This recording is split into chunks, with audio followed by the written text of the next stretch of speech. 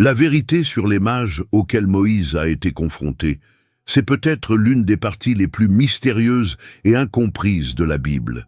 Qui étaient ces hommes qui osaient imiter les miracles du Dieu Très-Haut?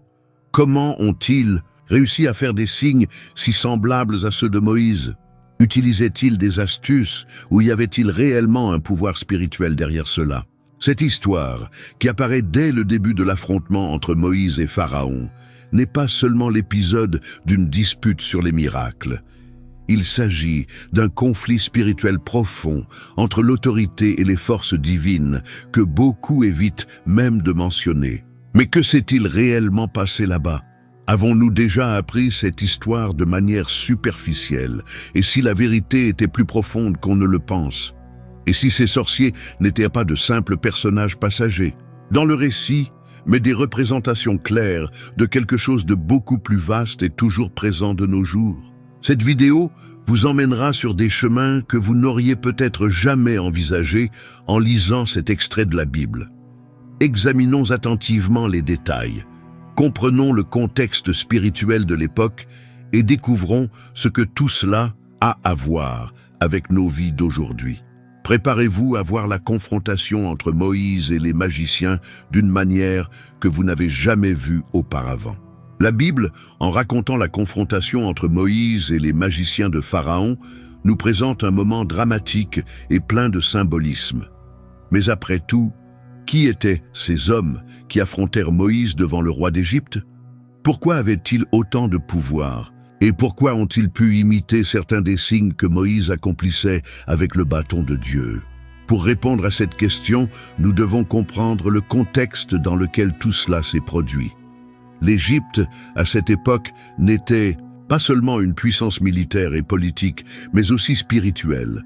C'était une terre où la magie, les enchantements et les rituels religieux faisaient partie de la vie quotidienne. Les pharaons étaient presque considérés comme des dieux vivants, et la cour égyptienne était entourée de prêtres, de magiciens et de sages qui exerçaient une influence sur le peuple et même sur le roi lui-même. Ces magiciens qui apparaissent dans l'histoire de Moïse étaient donc des hommes très respectés. Il ne s'agissait pas de simples illusionnistes, mais de personnalités religieuses de grand prestige. Ils étaient appelés sages et charmants dans la traduction de certaines versions bibliques. Cela nous montre qu'ils étaient des érudits en arts occultes, maîtrisaient les rituels égyptiens et connaissaient profondément les mystères spirituels de cette époque.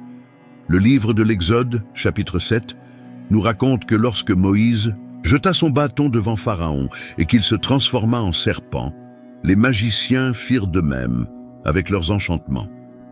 Et voici un détail très important. Le texte ne dit pas qu'ils ont fait semblant. Ce que nous voyons, c'est que quelque chose s'est réellement produit.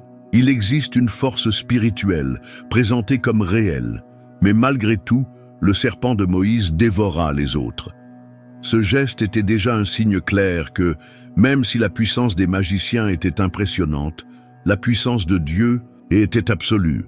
Pourtant, le simple fait que ces hommes aient pu accomplir quelque chose de similaire soulève la question: qui étaient-ils vraiment? Dans le Nouveau Testament, l'apôtre Paul mentionne deux noms liés à ces magiciens. Dans 2 Timothée 3,8, il écrit « De même que Janès et Jambres ont résisté à Moïse, de même ceux-ci résistent à la vérité. » Ces deux noms, Janès et Jambres, n'apparaissent pas dans le texte original de l'Ancien Testament, mais étaient traditionnellement connus des Juifs comme les mages qui affrontèrent Moïse. Cela montre qu'au fil du temps, ces hommes sont devenus un symbole de résistance spirituelle aux actions de Dieu. Ce n'étaient pas seulement des personnages historiques. Ils représentaient quelque chose de plus grand, la tentative du mal d'imiter le bien, de confondre, de détourner les yeux de la vérité.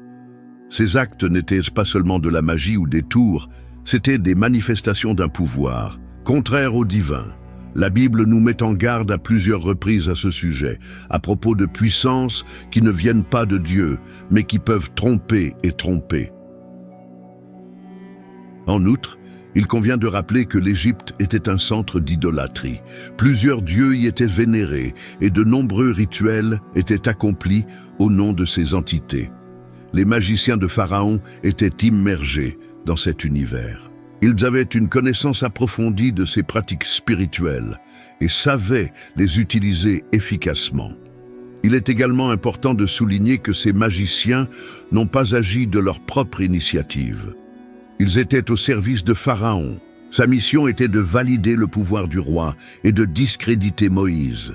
Cela montre que ses actions étaient à la fois politiques et spirituelles. Il voulait maintenir le statu quo, empêcher la libération du peuple hébreu et dévaloriser le message venant de Dieu. Ce point nous amène à une réflexion importante. Il y a des moments dans l'histoire, et même dans nos vies, où les forces spirituelles s'élèvent non seulement pour défier, mais aussi pour semer la confusion, pour détourner l'attention de ce qui est vrai. Et souvent, comme dans le cas des magiciens de Pharaon, ces forces parviennent à imiter, tromper et ressembler à ce qui est sacré. C'est pourquoi il est si important de discerner. L'histoire de ces magiciens ne doit pas être considérée comme un détail curieux du livre de l'Exode. C'est un avertissement, une révélation et une démonstration que le mal a aussi des stratégies, l'apparence du pouvoir et la capacité de tromper. Mais surtout, cela nous rappelle que la puissance de Dieu prévaut. En fin de compte, peu importait ce que les sorciers pouvaient faire, son influence ne dura pas, son pouvoir a été dépassé, et sa mémoire n'était pas marquée par la victoire, mais par la résistance contre la vérité. À mesure que nous comprenons qui étaient ces hommes, nous commençons à voir la profondeur spirituelle de la confrontation qui s'est déroulée devant Pharaon. Une confrontation qui se poursuit encore aujourd'hui sous différentes formes. Le moment où Moïse fait face à Pharaon et accomplit des signes devant lui est l'un des épisodes les plus impressionnants du livre de l'Exode. Mais ce qui attire encore plus l'attention, c'est que les magiciens de la cour égyptienne ont réussi à répéter certains des mêmes signes. Comment cela a-t-il été possible? Utilisaient-ils simplement des astuces? Ou y avait-il quelque chose de plus derrière tout ça?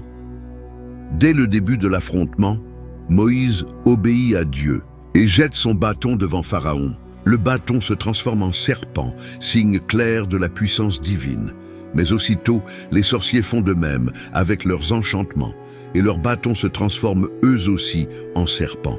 C'est le premier choc. Comment des hommes qui n'ont pas servi Dieu ont-ils pu accomplir quelque chose d'aussi semblable? La Bible ne donne pas beaucoup de détails sur la méthode utilisée par ces magiciens, mais le texte précise qu'ils avaient accès à une certaine forme de pouvoir spirituel. Ils ne faisaient pas juste semblant. Le mot utilisé pour incantation, dans l'hébreu original, peut faire référence à la fois à des rituels magiques et à des formules d'invocation spirituelle. En d'autres termes, il faisait face à des forces qui dépassaient le naturel. Plus tard, Moïse transforme l'eau du Nil en sang. Et encore une fois, les sorciers peuvent faire de même. Ensuite, Moïse invoque une peste de grenouilles, et les magiciens parviennent également à reproduire ce signe. 3 fois de suite, nous voyons les mages imiter les signes de Moïse, et cela ne peut être ignoré. Mais quelque chose de curieux commence à se produire. À partir du 4e fléau, celui des poux, les sorciers tentent de faire de même et échouent. C'est à ce moment-là qu'ils se tournent vers Pharaon et disent « Ceci est le doigt de Dieu ». Cette déclaration est extrêmement révélatrice. Jusque-là, ils étaient confiants, répétant les signes avec succès. Mais maintenant, ils reconnaissent une limite, un point où vos enchantements ne fonctionnent plus. Et plus encore, ils reconnaissent que cela vient de Dieu. Cette reconnaissance montre que les signaux précédents, bien que similaires, ne provenaient pas de la même source. L'imitation des sorciers avait une limite. C'était comme s'ils pouvaient reproduire la forme, mais pas l'essence. Ils étaient capables de copier les effets externes, mais pas le véritable pouvoir derrière les actions de Moïse. Cela nous apprend quelque chose de profond. Il existe des imitations spirituelles. Il y a des manifestations qui semblent venir de Dieu, mais ce n'est pas le cas. Dans le cas des sorciers, ils étaient capables de copier certains miracles, mais leur pouvoir était limité, temporaire et basé sur des forces occultes et non sur la vérité spirituelle. Il convient de rappeler que l'Égypte était un centre de pratiques mystiques. Il existait des écoles de magie, des rituels sacrés et des incantations qui se transmettaient de génération en génération. Les magiciens égyptiens n'étaient pas des amateurs. Ils avaient une connaissance approfondie des éléments, des symboles et des rites qu'ils manipulaient. Mais malgré cela, ils furent incapables de maintenir leur pouvoir en présence du Dieu d'Israël. Un autre point intéressant est que les magiciens ont simplement imité ce que Moïse a fait.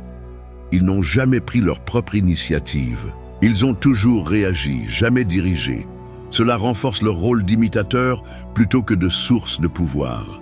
Ils attendirent de voir ce que Moïse ferait, puis ils essayèrent de le copier. C'est typique de tout ce qui s'oppose au vrai spirituel.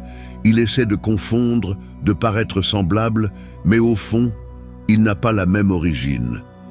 Le serpent de Moïse dévorant les serpents des magiciens est symbolique en ce sens. Le vrai pouvoir l'emporte toujours sur l'illusion. Et même si les mages ont été impressionnants pendant un certain temps, ils n'ont pas été capables de conserver cette apparence longtemps. Par conséquent, la façon dont ils ont imité les miracles de Moïse est un signal d'alarme spirituelle. Il est possible que des forces qui ne viennent pas de Dieu se manifestent de manière spectaculaire, mais cela ne veut pas dire qu'elles sont vraies. Les magiciens du Pharaon ont montré que l'ennemi peut même essayer de ressembler à une action divine, mais que tôt ou tard, l'origine de chaque signe se révèle. Et la différence entre l'imitation et la vérité devient évidente. Cette partie du récit nous invite à la vigilance. Tout ce qui semble être un miracle ne vient pas de Dieu. Tout ce qui semble être un signe n'est pas vraiment spirituel. Et seul le discernement peut nous montrer qui est qui dans ce scénario. Moïse avait l'autorité que Dieu lui avait donnée, pas des sorciers. Cette différence, qui commence discrètement, devient indéniable au fur et à mesure que le récit avance. Quand on lit que les magiciens d'Égypte étaient capables d'imiter les signes de Moïse, une question se pose immédiatement. D'où venait leur pouvoir? Comment est-il possible que des hommes qui ne servaient pas le vrai Dieu aient réussi à transformer des bâtons en serpents, de l'eau en sang et à invoquer des grenouilles comme signe surnaturel? La première chose à comprendre est que le monde spirituel n'est pas divisé uniquement entre ce qui est divin et ce qui relève de la fantaisie. La Bible montre à plusieurs reprises qu'il existe de véritables forces spirituelles qui opèrent en dehors de la volonté de Dieu. Ces forces, souvent qualifiées de cachées, trompeuses ou maléfiques, peuvent aussi se manifester par des signes visibles, mais elles ne proviennent pas du Saint-Esprit. Ce sont des pouvoirs spirituels, certes, mais ils s'opposent au dessein divin. Dans le cas des magiciens de Pharaon, leur pouvoir ne venait pas de Dieu, ni simplement une illusion d'optique ou un tour de théâtre. Ils avaient accès à d'anciennes connaissances spirituelles, héritées en grande partie de pratiques idolâtres profondément enracinées en Égypte. L'Égypte était un empire qui adorait de nombreux dieux et entretenait un lien spirituel très intense avec ses divinités. Leurs rituels impliquaient des sacrifices, des enchantements et des invocations, dont beaucoup visaient précisément à manipuler des forces invisibles pour prendre le contrôle de la nature ou des hommes. Ces sorciers ne faisaient donc pas que y faire des tours. Ils accédaient à des sources de pouvoir spirituel que la Bible qualifie d'impures. Cela nous aide à comprendre un principe important. Le fait qu'un phénomène soit réel ne signifie pas qu'il vient de Dieu. La tromperie spirituelle est souvent efficace précisément parce qu'elle se présente sous l'apparence d'un véritable pouvoir. La Bible elle-même nous en met en garde dans plusieurs passages. Dans Deutéronome 18, 10-12 par exemple, Dieu interdit explicitement de consulter des sorciers, des enchanteurs, des devins et des nécromanciens parce que ces pratiques étaient des abominations. Ce qui est implicite dans ce commandement, c'est que ces actes ont effectivement produit une sorte de résultat, mais ce résultat provenait de sources spirituelles dangereuses qui éloignaient la personne de la présence de Dieu. C'est à ce stade qu'il faut réfléchir sérieusement. Les magiciens de Pharaon utilisaient des enchantements, et ces enchantements produisaient des effets visibles. Cependant, l'origine du pouvoir auquel ils ont accédé n'était pas le ciel, mais une dimension spirituelle corrompue. Ceci est important car cela montre que le spirituel existe au-delà de ce qui est sacré. Il existe des réalités spirituelles qui opèrent dans la tromperie, la manipulation et l'éloignement de l'homme de Dieu. L'apôtre Paul nous aide à comprendre cette dynamique lorsqu'il écrit dans Éphésiens 6, 12 que notre lutte n'est pas contre la chair et le sang, mais contre les principautés, contre les puissances, contre les dirigeants de ce monde, de ténèbres, contre les forces spirituelles du mal dans les lieux célestes. En d'autres termes, il existe des hiérarchies de puissance spirituelle agissant dans le monde, et toutes ne servent pas Dieu. Au contraire, beaucoup d'entre eux agissent précisément pour empêcher que le dessein de Dieu ne se réalise dans la vie des gens. Les magiciens du Pharaon en sont un exemple. Ils s'opposèrent directement à Moïse, tentèrent de discréditer sa mission et renforcèrent le pouvoir d'un roi qui maintenait le peuple de Dieu en esclavage. Ils étaient des instruments de résistance spirituelle, et leur pouvoir servait à cela: tromper, confondre, imiter ce qui était vrai mais sans délivrer, sans produire de réelles transformations. Qui plus est, le pouvoir des sorciers était limité. Cela devient évident à mesure que les ravageurs progressent. Ils commencent par imiter, mais arrivent bientôt au point où ils ne peuvent plus répéter ce que fait Moïse. Et quand cela arrive, ils reconnaissent « Ceci est le doigt de Dieu ». En d'autres termes, il y a une limite à ce que l'obscurité peut faire. Ils impressionnent, mais ils ne libèrent pas. Ils imitent, mais ne transforment pas. Et tôt ou tard, ils s'abandonnent au véritable pouvoir. Par conséquent, le pouvoir des sorciers provenait d'une source spirituelle réelle, mais corrompue. C'était une manifestation de ce que la Bible appelle les œuvres des ténèbres. Et cela nous enseigne que le discernement est essentiel. Tout ce qui semble spirituel n'est pas divin. Tous les miracles ne sont pas une preuve de la présence de Dieu. Et ce n'est pas parce que quelque chose de surnaturel se produit que c'est bon. Le peuple de Dieu doit être attentif, ferme dans la foi et ancré dans la parole. Parce que le monde spirituel est réel, mais tout ce qui brille n'est pas lumière. Les magiciens de Pharaon ont montré ce qui arrive lorsque l'homme recherche le spirituel sans rechercher la vérité. Et cette leçon reste vivante aujourd'hui. Il est naturel qu'à la lecture du récit de Moïse devant Pharaon, une question porteuse d'inquiétude se pose. Si Dieu est tout-puissant et avait une mission si claire de libérer le peuple d'Israël, pourquoi a-t-il permis aux magiciens égyptiens d'imiter les signes de Moïse? Pourquoi permettre à l'ennemi de paraître si convaincant qu'il confond même le roi d'Égypte? Cette question nous amène à réfléchir non seulement sur ce qui s'est passé dans le passé, mais aussi sur la manière dont Dieu agit face au mal du présent. Parfois, nous attendons de Dieu qu'il élimine immédiatement toute tromperie, qu'il coupe toute manifestation du mal avant qu'il ne prenne de la force. Cependant, la Bible montre que Dieu permet souvent à certaines situations de ne pas semer la confusion, mais de se révéler. Dans le cas des sorciers, le fait que leur sort ait fonctionné pendant un certain temps avait une plus grande utilité. Premièrement, cela révéla le véritable cœur de Pharaon. Lorsqu'il vit que les mages pouvaient accomplir des signes similaires, il endurcit son cœur et rejeta le message de Moïse. Mais c'était déjà prévu. Dès le début, Dieu avait dit à Moïse que Pharaon résisterait.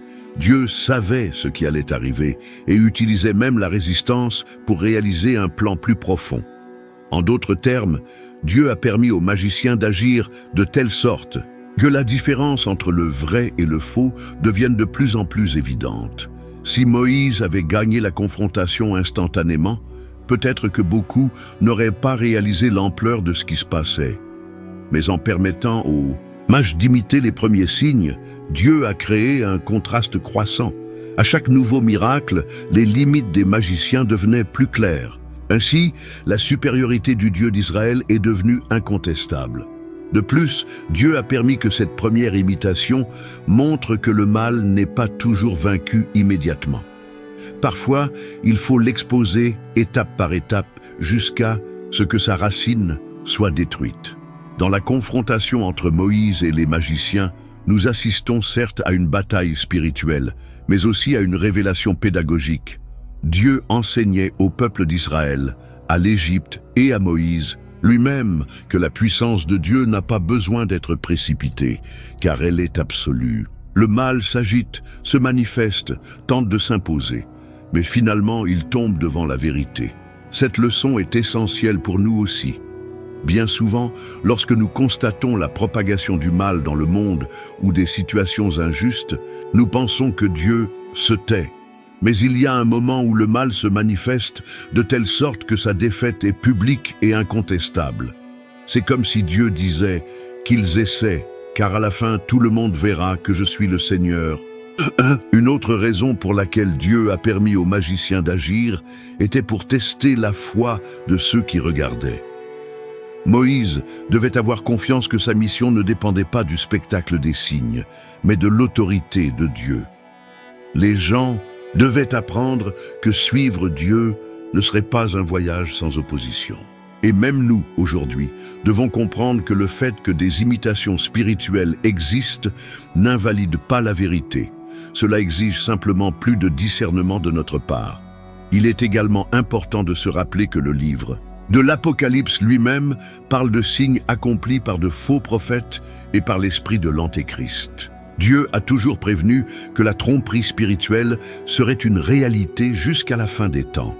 Mais il nous a également donné les outils pour discerner sa parole, son esprit et l'exemple d'histoire comme celle-ci. Par conséquent, Dieu n'a pas permis aux magiciens d'agir faute de pouvoir. Il l'a autorisé parce qu'il savait que même la tromperie aurait une fin révélatrice. Au fil des épidémies, la fragilité du pouvoir des magiciens est devenue évidente. Ils ne pouvaient rien arrêter, ils ont juste imité. Et lorsqu'ils ont cessé de pouvoir imiter, leur faiblesse s'est révélée. La permission de Dieu, dans ce cas, était une stratégie divine, visant à révéler la vérité par étapes, avec profondeur et clarté. La puissance de Dieu n'a pas besoin de se défendre en courant. Il se montre au bon moment, de la bonne manière et d'une manière indéniable. Cette histoire ne parle pas d'un Dieu qui hésite, mais d'un Dieu qui enseigne, même à travers le contraste entre le faux et le vrai. Dieu a permis la présence des magiciens pour que les gens puissent voir la différence, pour que personne ne confonde ruse et miracle, manipulation et autorité, tromperie et vérité. Et en fin de compte, ce n'est pas le spectacle des magiciens qui est resté dans l'histoire, mais la libération venue par les mains de Dieu. L'histoire des magiciens qui affrontèrent Moïse n'est pas seulement une confrontation entre deux hommes et un pharaon. Il s'agit en fait d'une représentation vivante du conflit entre le bien et le mal, entre la vérité et la tromperie, entre la puissance de Dieu et les forces spirituelles qui s'élèvent contre lui. Lorsque nous regardons attentivement cet épisode, nous réalisons qu'il révèle bien plus que ce que l'on voit, en particulier sur la nature du mal spirituel. Premièrement, cette histoire nous montre que le mal spirituel n'est pas toujours évident. Cela n'a pas toujours l'air effrayant, et cela ne se présente pas non plus comme quelque chose que tout le monde reconnaît comme faux. Au contraire, le mal se déguise souvent en lumière, comme le prévient l'apôtre Paul dans 2 Corinthiens 11, 14. Satan se déguise en ange de lumière. C'est exactement ce que faisaient les magiciens. Ils imitaient les signes de Dieu pour paraître légitimes, vrais. Ils n'ont pas dit qu'ils étaient contre Dieu. Ils ont simplement essayé de copier les actes de Dieu. C'est ce qui rend le mal spirituel si dangereux. Il camoufle, s'adapte, imite. Une autre vérité révélée dans cette histoire est que le mal spirituel est persistant. Les sorciers n'ont pas abandonné du premier coup. Ils ont continué à imiter, à essayer de rivaliser, à résister à l'autorité de Dieu par l'intermédiaire de Moïse. Cela nous montre que le mal ne s'abandonne pas facilement. Il résiste, insiste, et souvent ne se tait que lorsqu'il est complètement exposé à la lumière de la vérité. Cette résistance est quelque chose que nous voyons encore aujourd'hui, non seulement dans les grands événements, mais dans les situations quotidiennes. Des pensées négatives persistantes, des influences spirituelles subtiles qui tentent de nous éloigner de Dieu, des distractions qui semblent inoffensives, mais qui sapent la foi au fil du temps. Cette histoire révèle également que le mal spirituel peut être sophistiqué. Les sorciers n'étaient ni ignorants ni mal préparés. Ils étaient bien informés, ils savaient ce qu'ils faisaient et ils ont agi de manière stratégique. Cela nous montre que le mal ne se manifeste pas toujours de manière chaotique ou désorganisée. Il est parfois méthodique, bien présenté, voire séduisant. C'est pourquoi le discernement spirituel est si nécessaire. Il ne suffit pas de juger sur les apparences. Il est nécessaire d'évaluer l'origine, le fruit et le but de chaque manifestation spirituelle. Un autre point important est que le mal spirituel essaie toujours de détourner l'attention de l'essentiel. Lorsque les magiciens imitaient les miracles de Moïse, le but n'était pas seulement d'impressionner Pharaon, mais de semer la confusion. Si tout se ressemblait, pourquoi suivre Moïse ? Pourquoi écouter le message libérateur de Dieu si les magiciens d'Égypte étaient capables d'accomplir des signes similaires? C'est l'une des plus anciennes ruses du mal, créer la confusion pour empêcher l'avancement de la vérité. Et cette confusion opère encore aujourd'hui, souvent sous les formes les plus subtiles, au sein de beaux discours, de conseils dangereux ou encore dans des milieux religieux désorientés. Mais il y a aussi une révélation encourageante dans cette histoire. Le mal spirituel a une limite. Les mages étaient capables d'imiter dans une certaine mesure les signes de Moïse, mais lorsque Dieu a intensifié ses actions, celles-ci ont échoué. Ils n'ont pas pu répéter leurs exploits, et ils ont été forcés de reconnaître « Ceci est le doigt de Dieu ». En d'autres termes, il existe une ligne que le mal ne peut pas franchir. Il peut même tenter de se présenter comme puissant, mais face à l'autorité du Tout-Puissant, il recule, reste silencieux, disparaît. Cette révélation nous fortifie. Savoir que le mal a une fin, que son action n'est pas éternelle, nous donne de l'espoir. Le mal spirituel peut provoquer la peur, le doute, le retard. Mais vous n'aurez jamais le dernier mot. Quand Dieu décide d'agir, il n'y a aucun enchantement, aucun sortilège, aucune philosophie ou argument qui puisse résister. La victoire du bien n'est pas seulement probable, elle est certaine. Enfin, l'histoire des magiciens nous rappelle que nous sommes engagés dans un véritable combat spirituel. Ce n'est ni symbolique ni limité au passé. La lutte entre la lumière et les ténèbres se poursuit de nos jours. Mais tout comme Dieu a donné à Moïse le pouvoir d'affronter et de vaincre, nous sommes également appelés à vivre avec discernement, fermeté et confiance. Le mal spirituel existe, mais nous n'avons pas besoin d'en avoir peur. Nous avons juste besoin d'être du bon côté, avec notre cœur aligné sur la vérité et nos yeux fixés sur Dieu. Cette histoire, plus qu'une histoire ancienne, est un miroir. Elle nous montre qu'à tout moment, y compris aujourd'hui, le mal tente d'imiter le bien, de confondre les cœurs et de résister à la libération. Mais cela montre aussi que la puissance de Dieu l'emporte toujours, que la lumière l'emporte toujours et que la vérité tôt ou tard triomphe de toute tromperie. L'histoire des mages qui affrontèrent Moïse n'est pas seulement un récit lointain, enfoui dans les pages de l'Ancien Testament. C'est un portrait clair de quelque chose qui se produit encore. La confrontation constante entre ce qui est vrai et ce qui semble seulement l'être. Et lorsque nous regardons ce récit avec une attention spirituelle, nous réalisons qu'il apporte des enseignements précieux pour la vie pratique de toute personne qui cherche à vivre d'une manière alignée avec Dieu. La première grande leçon concerne le discernement. Nous vivons dans un monde plein de voix, de signes et de manifestations qui, à première vue, peuvent sembler légitimes. Tout ce qui se présente comme spirituel ne vient pas réellement de Dieu.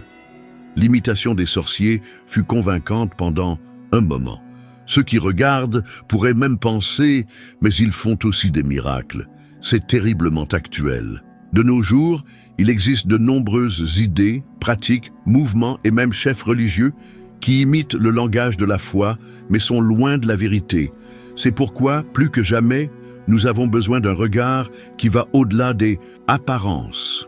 Le discernement n'est pas la méfiance, c'est la sensibilité spirituelle. C'est savoir identifier ce qui vient de Dieu, même lorsque le monde essaie de nous convaincre du contraire. L'histoire de Moïse nous apprend à ne pas tout accepter comme vrai, simplement parce qu'il impressionne. Ce qui vient de Dieu libère, transforme et conduit à la vie. Ce qui est faux peut paraître beau, mais cela éloigne le cœur de la vérité. Une autre leçon concerne la confiance dans l'autorité divine. Moïse aurait pu être intimidé en voyant les magiciens répéter leurs signes. Il aurait pu penser que sa mission était discréditée, mais il a tenu bon parce qu'il savait que son autorité venait de Dieu. Combien de fois dans la vie ressentons-nous cela? Faire confiance à quelque chose que Dieu nous a dit de faire, mais voir de la résistance, de l'opposition et même des imitations autour de nous. La foi de Moïse nous montre que ceux qui marchent avec Dieu n'ont pas besoin de rivaliser, de prouver ou de gagner par la force. Reste, Dieu agit au bon moment, et c'est une autre leçon puissante. Au début, les mages ressemblaient à Moïse, mais avec le temps, leurs limites sont devenues évidentes. Parfois, le mal semble prospérer et la vérité semble rester silencieuse. Mais c'est temporaire. Dieu révèle toujours la différence. Il laisse aller la tromperie aussi loin que nécessaire jusqu'à ce que chacun puisse voir que seule sa parole tient. De plus, l'histoire nous enseigne que la confrontation spirituelle ne fait pas exception. Elle fait partie du chemin de la foi.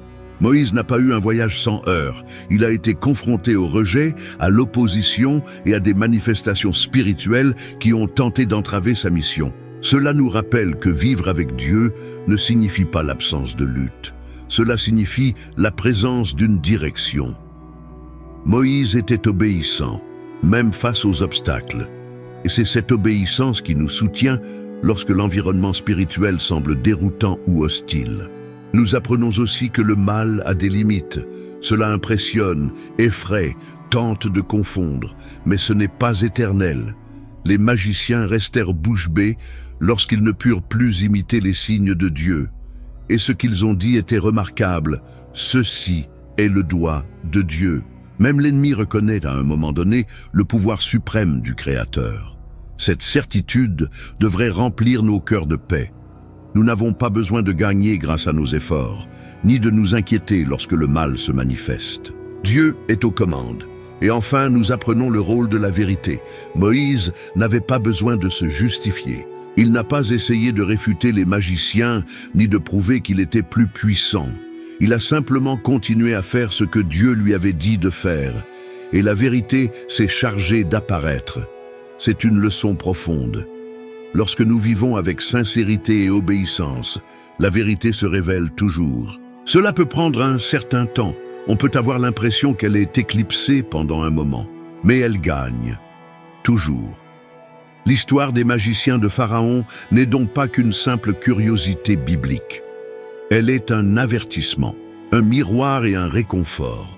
Un avertissement pour ne pas tomber dans l'imitation du spirituel sans véritable racine. Un miroir qui montre que la lutte entre la lumière et les ténèbres est réelle et présente. C'est une consolation pour quiconque suit Dieu, même lorsque le chemin semble obscur. De nos jours, cette histoire se répète sous de nombreuses formes, mais le message reste le même. La puissance de Dieu est indubitable, imbattable et éternelle, et quiconque marche avec lui ne sera jamais confus. La vérité peut être contestée pendant un certain temps, mais elle ne sera jamais vaincue. Merci beaucoup d'avoir regardé cette vidéo jusqu'à la fin.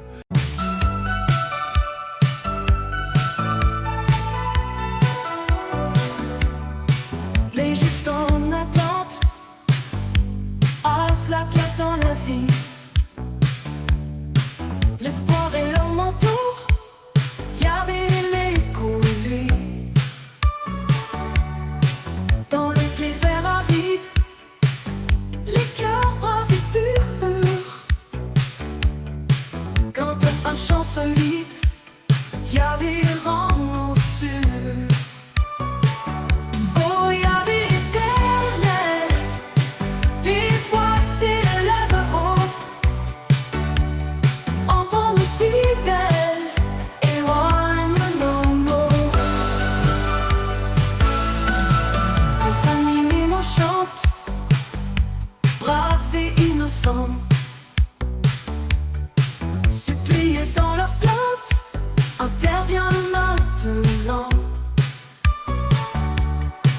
À l'ombre de tes ailes, cherchons ta lumière, rends nos jours plus clairs, reste notre repère.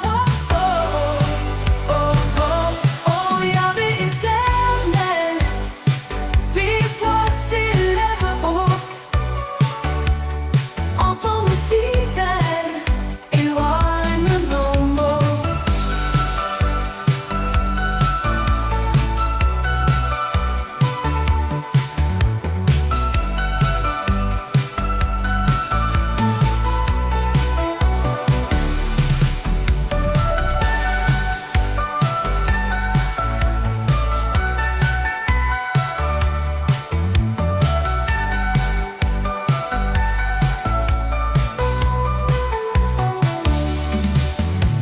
À l'ombre de tes ailes, nous cherchons ta lumière, rends nos jours plus clairs, reste notre repère.